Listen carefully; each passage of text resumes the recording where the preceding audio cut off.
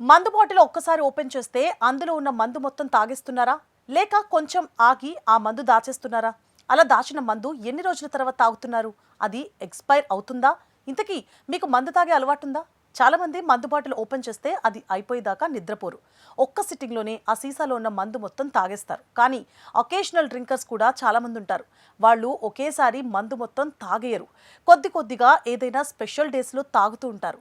కానీ మద్యం bottle open చేసిన తర్వాత దాని క్వాలిటీ తగ్గిపోతుందా? రుచి మారిపోతుందా?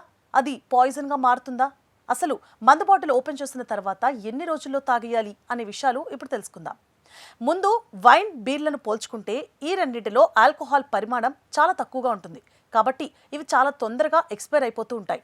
అయితే టకీలా, వోడ్కా, విస్కీ వంటి పానీయాల్లో ఆల్కహాల్ శాతం ఎక్కువగా ఉంటుంది. కాబట్టి ఇవి ఎక్కువ సంవత్సరాలు ఎఫెక్టివ్గా పనిచేస్తాయి.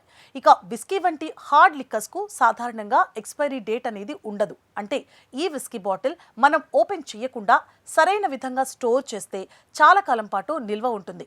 ఒక్కసారి ఓపెన్ చేసిన తర్వాత విస్కీ, జిన్ వంటి ఆల్కహాల్ తొందరగా పాడవవు. కానీ 1-2 సంవత్సరాల తర్వాత వాటి రుచి తగ్గడం మొదలవుతుంది. సాధారణంగా ఓపెన్ చేసిన మద్యం 6 నెలల నుండి 1 సంవత్సరం వరకు బాగానే ఉంటుంది. వైన్ బాటిల్ అయితే ఒక్కసారి ఓపెన్ చేస్తే తర్వాత ఫ్రిడ్జ్లో ఉంచి 6 నుంచి 8 వారాల్లోపే తాగేయాలి.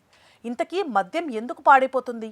విస్కీ, రమ్, జిన్ లేదా వోడ్కా బాటిల్ ఓపెన్ చేసిన తర్వాత క్రమంగా వాటి రుచి తగ్గిపోతూ ఉంటుంది. అందుకే వీటిని ఒక్కసారి ఓపెన్ చేస్తే దానిని 1 సంవత్సరం లోపే తాగేయడం మంచిది.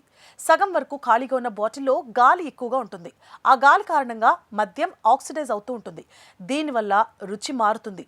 విస్కీని చెక్క బ్యారెల్స్లో సంవత్సరాల పాటు నిల్వ చేస్తే దానిని ఏజ్డ్ విస్కీ అంటారు. అలా తయారైన విస్కీ ధర చాలా ఎక్కువగా ఉంటుంది.